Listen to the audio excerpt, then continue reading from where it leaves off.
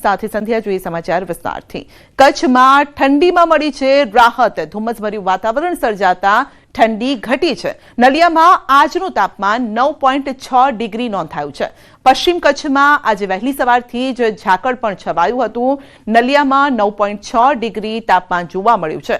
તો કચ્છમાં ઠંડીથી લોકોને રાહત મળી છે કારણ કે ધુમ્મસભર્યું વાતાવરણ છે અને હવામાન વિભાગની પણ આગાહી હતી કે 1-2 દિવસમાં વાતાવરણમાં ઠંડીનો ચમકારો થોડો ઓછો થઈ શકે છે।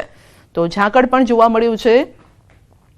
સવારના દ્રશ્યો છે જો કે ફૂલ ગુલાબી ઠંડીનો જરૂરથી અનુભવ લોકો કરી રહ્યા છે। 9 ડિગ્રીની આસપાસ તાપમાન। અંબાજી ખાતે ચાલી રહેલા શાહી સ્નાન મહોત્સવનો આજે અંતિમ દિવસ છે। મોટી સંખ્યામાં નાગા સાધુઓ તેમજ અન્ય સાધુ સંતો પધાર્યા છે। કિન્નર સાધુ સંતો પણ અંબાજી પહોંચ્યા। ગઈકાલે બપોરે 3 કલાક પછી મકર સંક્રાંતિ થતા આજે 15 જાન્યુઆરીએ તમામ સાધુ સંતો શાહી સ્નાન કરશે અને બપોરે સાધુ સંતોની વિશાળ શોભાયાત્રા નીકળશે। અંબાજી માનસરોવરથી નીકળેલી સાધુ સંતોની આ શોભાયાત્રા બમ બમ બોલેના નાદ સાથે કોટેશ્વર સુધી પહોંચશે। કોટેશ્વર ખાતે ગૌમુખ કુંડ સરસ્વતી નદીના ઉદ્ગમ સ્થાનમાં થશે શાહી સ્નાન। શક્તિપીઠ અંબાજી ખાતે જે 5 દિવસીય શાહી સ્નાન મહોત્સવનો પ્રારંભ થયો છે અને આજે એનો અંતિમ દિવસ છે અને આજે પણ જે રીતે જોઈ શકાય છે કે મોટી સંખ્યામાં નાગા બાવા સાધુઓ જે છે, અન્ય સાધુઓ છે, કિન્નર સંતો છે, બાળ સંતો છે જે પણ આજે પહોંચ્યા છે અને ચોક્કસપણે બતાવી કે આ સમગ્ર આ જે શાહી સ્નાન મહોત્સવના આયોજક છે એ આપણી સાથે છે। એ આપણે એમને પૂછવા માંગીશું કે મહારાજ આ જે શાહી સ્નાન મહોત્સવ છે આજે આનો અંતિમ દિવસ છે એને કઈ રીતે પરિપૂર્ણ કરવા જઈ રહ્યા છો? नमस्कार, ओम नमो नारायण। मैं थानापति विजयपुरी महाराज श्री शंभु पंचदशनाम आवाहन अखाड़ा से एवं अंबाजी संत सेवा मंडल की ओर से आपके टीवी चैनल को खूब खूब धन्यवाद देते हैं इतना सुंदर आध्यात्मिक सनातनी कार्य को प्रसारण करने के लिए। और मैं कहना चाहूंगा इसका अंतिम दिवस नहीं, इसका तो ये अमर है, ये कभी अंतिम नहीं हो सकता। इसलिए सभी से निवेदन है आप सब इस कार्य को सफल करने के लिए आज अतिशीघ्र अंबाजी के माता के प्रांगण में पधारिए। यहाँ से आज कुछ ही पल में पूरे भारतवर्ष से आए हुए नागा सन्यासी जो आज 15 जनवरी आज इस कार्यक्रम का हम लोग अंतिम चरण में पहुंच चुके हैं इस साल 2026 की, जिसका शाही शोभा यात्रा अभी कुछ ही पल में यहाँ से माता अंबे का 7 नंबर द्वार से दर्शन करते हुए, खोड़ियार माता के चौक से दर्शन करते हुए, पुनः पंच भैरव भगवान के वहां पे दर्शन करते हुए जूना नाका से होते हुए माता जी के शक्ति द्वार के सामने से खोड़ी वाली के सामने से होते हुए कोटेश्वर पहुंचेगी, जहां प्राचीन सरस्वती नदी का उद्गम स्थल है। जहां पे जाके ये आज का शाही शोभा यात्रा संपूर्ण होगा शाही स्नान के रूपांतरण में, जहां जाके सभी नागा बाबा लोग शाही स्नान करेंगे।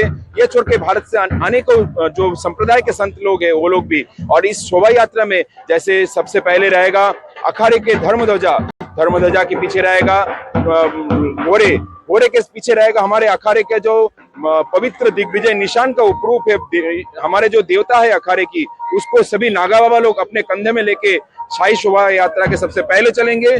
तत्पश्चात जितने भी अन्य संत है वो सब उनके साथ साथ चलेंगे। तत्पश्चात उनके पीछे जो बड़े बड़े मठाधीश, महामंडलेश्वर, श्री महंत, अखाड़े के रमता पंच, शंभु पंच इत्यादि रथ में बैठेंगे। और इस तत्पश्चात कई सारे ट्रैक्टर किए गए जिसमें सोफा व्यवस्था किया, जिसमें बैठ के अनेक मठाधीश महंत लोग चल के जाएंगे। और आज की गाजे बाजे के साथ, डीजे ढोल नगाड़े के साथ एक शोभा यात्रा हमारे चलने जा रही है। ओम नमो नारायण। महाराज जिस तरह से जैसे कि ये जो शाही स्नान है तो ये उत्तरायण को मनाया जाता है, 14 जनवरी को मनाया जाता है, आज ये 15 जनवरी को क्यों, क्या बीच रीजन है? आज इसका विशेष ये कारण था, जो स्नान ये सुबह के समय ठीक लगता है तो और व्यवस्था को ये बड़ी एक शोभा यात्रा को ये 5 किलोमीटर ले जाने में उसके लिए भी काफी समय लगता है, क्योंकि अंबाजी के मानसरोवर कुंड से भैरव मंदिर से ये शोभा यात्रा निकलती है। निकल के कोटेश्वर तक जो 5 किलोमीटर का यात्रा काफी समय लगता है इतना बड़ा शोभा यात्रा को वहां तक पहुंचाने में। तो 14 तारीख को इस साल 2026 में 14 तारीख को 3 बजे मकर संक्रांति मतलब धनुराशि, सूर्य धनुराशि से मकर राशि में प्रवेश किया, जिस कारण से ये स्नान का शोभा यात्रा 15 तारीख को रखा गया, जो सुबह के समय ये किया जाए, जो ये कार्य भव्य एवं दिव्य हो, सभी अंबाजी के नगर निवासी एवं दूर दूर से आए हुए श्रद्धालुओं को नागा बाबाओं का दर्शन एवं आशीर्वाद मिले। ओम नमो नारायण। में आप सबके साथ पुनः मिलते हैं। જે રીતે સાધુ સંત આયોજકે બતાવ્યું છે કે આ જે છે શોભા સ્નાન છે ઉત્તરાયણના દિવસે યોજાતો હોય છે, પણ આ વખતે ઉત્તરાયણ જે છે 14 તારીખ એટલે કે ઉત્તરાયણના 14 તારીખના બપોરના 3 કલાક પછી સ્ટાર્ટ થઈ હતી, પ્રારંભ થયો હતો અને એનું સ્નાન જે છે સવારનું થતું હોવાથી 15મી જાન્યુઆરી એટલે કે આજે જે છે આનું સ્નાન કરવામાં આવશે। મહેન્દ્ર અગ્રવાલ, ન્યૂઝ 18 ગુજરાતી, અંબાજી। ઉદ્યોગપતિની ધરપકડ, ફરિયાદ બાદ ઉદ્યોગપતિની ધરપકડ કરાઈ છે। આરોપીના 4 દિવસના રિમાન્ડ મંજૂર કરાયા છે। સગીરાને લલચાવી દુષ્કર્મ આચર્યાનો આરોપ છે, તો ઉદ્યોગપતિની ધરપકડ કરવામાં આવી છે। દુષ્કર્મનો આરોપ, જે મામલે ઉદ્યોગપતિની ધરપકડ કરાઈ છે। ફરિયાદ બાદ પોલીસે કરી છે કાર્યવાહી। આરોપીના 4 દિવસના રિમાન્ડ મંજૂર।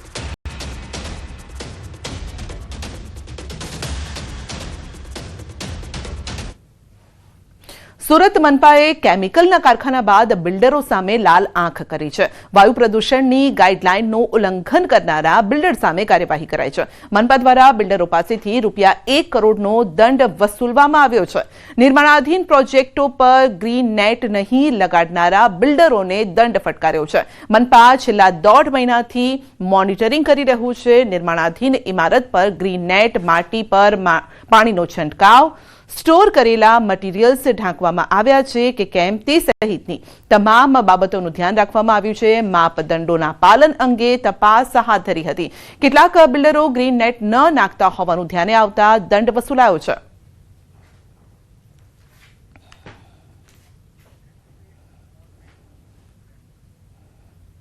મોરબીમાં સામાજિક તત્વો બેફામ બન્યા છે। વાવડી રોડ પર એક પરિવાર પર જાહેરમાં ધોકા સાથે હુમલો કરાયો છે। ધોકા સાથે જાહેરમાં બબાલ કરી છે। મહિલા વચ્ચે પડતા તેને પણ માર માર્યો। સમગ્ર ઘટનાનો વિડીયો સોશિયલ મીડિયામાં વાયરલ થઈ રહ્યો છે। તો બબાલનો આ વિડીયો આપ જોઈ શકો છો। તહેવારના દિવસોમાં પણ લોકો છાકટા બની રહ્યા છે। ધોકા સાથે એક પરિવાર પર હુમલો કર્યો છે। અસામાજિક તત્વોનો આતંક જોવા મળ્યો છે। મારામારીનો આ વિડીયો સોશિયલ મીડિયામાં વાયરલ થઈ રહ્યો છે। તો વાવડી રોડ પર જાહેરમાં બબાલ થઈ હતી અને કેટલાક લોકો તે જોતા રહ્યા।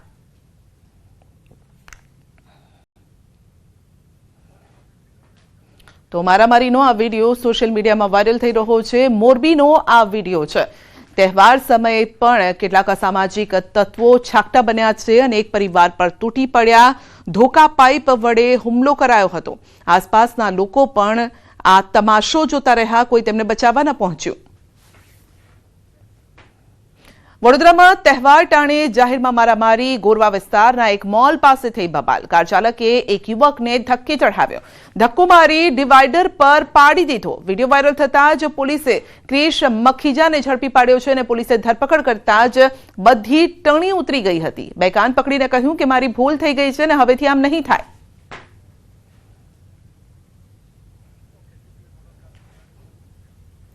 તો વડોદરાના અટલાદરામાં બિલ્ડરની બેદરકારીના આક્ષેપ સાથે મારામારીનો બનાવ બન્યો છે। સ્થાનિકોનો આક્ષેપ છે કે આડેધડ ખોદકામના કારણે નજીકની સોસાયટીમાં સેફ્ટી વોલ તૂટી પડી હતી અને એક મકાનનો પાયાનો ભાગ તૂટી ગયો હતો। જે બાદ બિલ્ડરની સાઇટ પર સ્થાનિકોએ હોબાળો કર્યો હતો।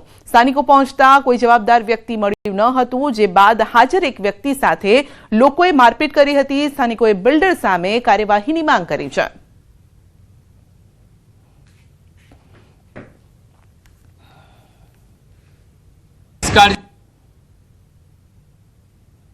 કાળજીને કારણે આ ઘટના ઘટી। એમાં 8-10 પરિવારોને રોડ પર રહેવાનો વારો આવી ગયો। જેના કારણે આજે કોઈ જવાબદાર વ્યક્તિ બિલ્ડરની સાઈડ પર ન હોવાથી લોકો સ્થાનિકો ઉગ્ર સ્વરૂપ લઈ લીધું અને ઘટના લાગે મારામારી સુધી પહોંચી ગઈ હતી। અમે બિલ્ડરને વારંવાર રજૂઆત કરી કે દિવાલ તૂટવાની છે પછી એને કહેવામાં આવ્યું કે કોર્પોરેશન મારું કશું જ નથી કરી લેવાનું, તમારે જે કરવું એ કરી લો। એવા જ એકદમ ખરાબ જવાબ આપવામાં આવ્યા લોકોને અને આજે એના કારણે એ બિલ્ડરના કારણે લોકોને પરિવારોને રોડ પર રહેવાનો વારો આવી ગયો। દાહોદમાં એક અસ્થિર મગજના યુવકે ભારે કરી હતી। શહેરના ઠક્કર ફળિયા વિસ્તાર નજીક ઓવરબ્રિજની સામે આવેલા 60 ફૂટ ઊંચા એક વીજ પોલ પર એક અસ્થિર મગજનો યુવક ચડી ગયો। રેલવે લાઇનની પાસે આવેલા આ ઊંચા વીજ પોલ પર ચડી જતા લોકોમાં ભારે દહેશત ફેલાઈ હતી અને જે બાદ સ્થાનિકોએ ફાયરની ટીમને જાણ કરી હતી। ફાયર વિભાગ સહિત રેલવે અધિકારીઓની ટીમ ઘટનાસ્થળે પહોંચી વીજ પોલ પરથી યુવકનું રેસ્ક્યુ કરીને નીચે ઉતાર્યો હતો। તો અસ્થિર મગજનો યુવક વીજપોલ પર ચડી ગયો હતો અને લોકોમાં ચિંતા વધી હતી કે ઉપરથી જો નીચે પડે પટકાય તો શું હાલત થાય। 60 ફૂટ ઊંચા વીજપોલ પર યુવક ચડી ગયો હતો। ફાયર રેલવેની ટીમ ત્યાં પહોંચી અને યુવકનું રેસ્ક્યુ કર્યું હતું।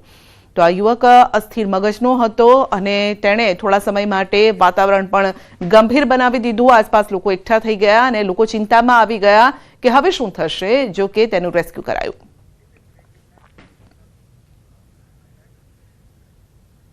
સુરતના યોગી ચોક પાસે આવેલી પાણીની ટાંકી પર નાના બાળકો ચડી ગયા। પાણીની ટાંકીમાં પતંગ ફસાયેલો હોવાથી બાળકો ટાંકી પર ચડી ગયા। બાળકોનો વિડીયો કોઈએ ઉતારી લીધો અને બાળકોનો જોખમી વિડીયો હાલ સોશિયલ મીડિયામાં વાયરલ થઈ રહ્યો છે। અહીં સવાલ એ છે કે બાળકોને પાણીની ટાંકી પર જવાની પરવાનગી કોણે આપી? જો બાળકો ઉપરથી પડી ગયા હોત તો પછી જવાબદાર કોણ હોત? કારણ કે સામાન્ય રીતે પાણીની ટાંકી જે જવાનો રસ્તો હોય છે તે પણ ત્યાં લોક કરેલું હોય છે, તો બાળકો ત્યાં પહોંચ્યા કેવી રીતે? અને ફક્ત આ પતંગની લાલચમાં લોકો ટાંકી પર, આ જે બાળકો છે ટાંકી પર ચડી ગયા અને તેમને જોવાવાળું પણ કોઈ ન હતું।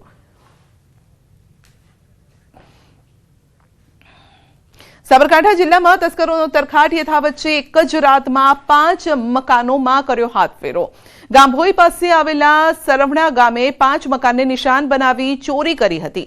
ગાંભોઈ પોલીસ ઘટનાસ્થળે પહોંચી તપાસ હાથ ધરી। 5 મકાનમાંથી અંદાજે લાખોની ચોરીની આશંકા છે। પોલીસે તપાસ બાદ ચોક્કસ આંકડો આવશે સામે તેમ કહ્યું છે।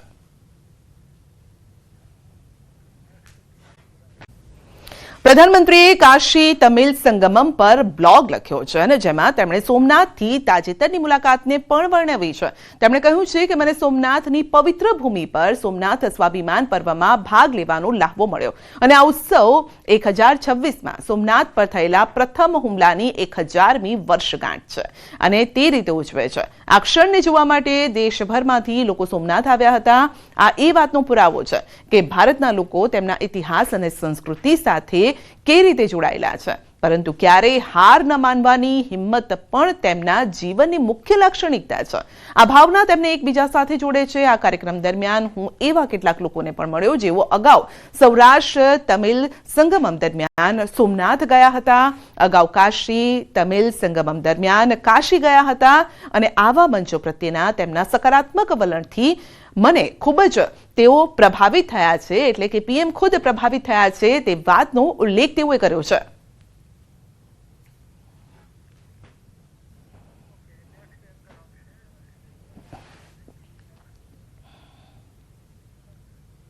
વડોદરા જિલ્લાના 5 ધારાસભ્યોએ મુખ્યમંત્રીને પત્ર લખીને બળાપો ઠાલવવાનો આ મામલો છે। 30 વર્ષથી વધુ ધારાસભ્ય રહેલા મધુ શ્રીવાસ્તવનો ધારાસભ્યો પર પ્રહાર। ધારાસભ્યોનું અધિકારી ન સાંભળતા હોય તો રાજીનામું આપી દેવું જોઈએ। અધિકારીઓ પ્રજાલક્ષી કામો કરે જ છે, ખોટા અંગત કામો નથી કરતા। પ્રજાના કામો નહીં કરનાર અધિકારીઓને હું 14મું રતન દેખાડતો હતો। મેં જીવનમાં ક્યારેય ભ્રષ્ટાચાર કર્યો નથી, માત્ર પ્રજાના કામો કર્યા છે। ધારાસભ્યોને બિલ્ડિંગ જમીનના ખોટા કામોની ફાઇલો પાસ કરાવવી હશે એટલે અધિકારી નહીં સાંભળતા હોય। વડોદરાના collector, municipal commissioner, police commissioner પ્રામાણિક છે તેમ કરીને તેમનો પક્ષ પણ લીધો છે। ખરેખર આજની તારીખના અંદર અમે માજી ધારાસભ્ય છે, પણ કોઈ ગરીબનું કામ હોય, કોઈનું બી કામ હોય, ફોન કરીએ તો અધિકારીઓ કરી રહ્યા છે, એમાં કોઈ શંકાનો વિસ્તાર નથી। અધિકારીઓ ઉપર આક્ષેપ કરવું ખોટું છે। તમારે ખોટા કામો લાવવાના, ખોટું કાર્ય કરવાનું, या कोई अधिकारी તમારું કામ નહીં કરતો હોય તેની બદલી કરાવવા માટે આવા 5 મળીને આવું ગોઠવણ કરતા હોય તો અગાઉ ભારતીય જનતા પાર્ટી છે એના પગલા લેશે અને એમને ખબર પડશે કે પેટથી કેવી રીતે છૂટવું। સોના ચાંદીના ભાવમાં મોટો ઉછાળો જોવા મળ્યો છે। 1 કિલો ચાંદીનો ભાવ 3 લાખની નજીક પહોંચી ગયો છે। 1 કિલો ચાંદીનો ભાવ 2,90,000 પહોંચ્યો છે। 10 ગ્રામ સોનાનો ભાવ પણ 1,43,000 થયો છે। તો ઉત્તરાયણના પર્વ બાદ આમ પણ કેટલીક આગાહી પણ સામે આવી હતી કે સોના ચાંદીના ભાવ વધી શકે છે અને હવે ચાંદી ઓલ ટાઈમ હાઈ સપાટીએ 3 લાખની નજીક 2,90,000 ચાંદીનો ભાવ પહોંચ્યો છે અને સોનાનો ભાવ પણ 2 લાખની નજીક પહોંચવા આવ્યો છે, એટલે કે 1.5 લાખની નજીક પહોંચ્યો છે। 1,43,000 સોનાનો ભાવ 10 ગ્રામ સોનાનો ભાવ. જો કે લોકોના ગજાથી બહાર જઈ રહ્યું છે હવે સોનું અને ચાંદી. દ્વારકામાં દેશી દારૂ બનાવતી ભઠ્ઠી ઝડપાઈ છે. ભાણવડ પંથકમાં આવેલ બરડા ડુંગરમાંથી ઝડપાઈ છે દારૂની ધમધમતી ભઠ્ઠી. પોલીસ અહીં ત્રાટકી અને કાચો આથો સહિત 40,000નો મુદ્દામાલ જપ્ત કર્યો છે. પોલીસના દરોડા પડતા આરોપી ફરાર થયો છે. ફરાર આરોપી જીવણ ગલ્લા મોરી સામે ગુનો નોંધીને તપાસ હાથ ધરાઈ છે.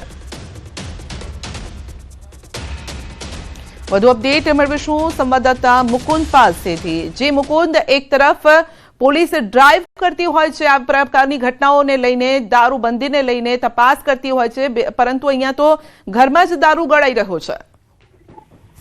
સંધ્યા, જે પ્રકારે વાત કરવામાં આવે તો દેવભૂમિ દ્વારકા જિલ્લાનો ભાણવડ પંથકમાં જે બરડો ડુંગર આવેલો છે, આ બરડો ડુંગર દેશી દારૂનું હબ બની ગયું હોય તે પ્રકારના દ્રશ્યો સામે આવતા હોય છે. ત્યારે વાત કરીએ તો છેલ્લા 1 મહિનામાં 15થી વધુ દેશી દારૂની ધમધમતી ભઠ્ઠીઓ છે તે ઝડપાય છે. ફરી એક વખત ભાણવડ પોલીસે દરોડા પાડી ભાણવડના જે બરડા ડુંગર વિસ્તારમાં સાકરોજા તળાવ આવેલું છે ત્યાં 1600 લીટર જેટલો દેશી દારૂ બનાવવાનો જે કાચો આથો છે તે ઝડપી પાડ્યો છે. અને જે પોલીસના દરોડા પડતા જે બુટલેગર છે તે બુટલેગર ફરાર થઈ જતા ભાણવડ પોલીસે જે બુટલેગર વિરુદ્ધ ફરિયાદ નોંધી અને તપાસ હાથ ધરી છે. જી સંધ્યા.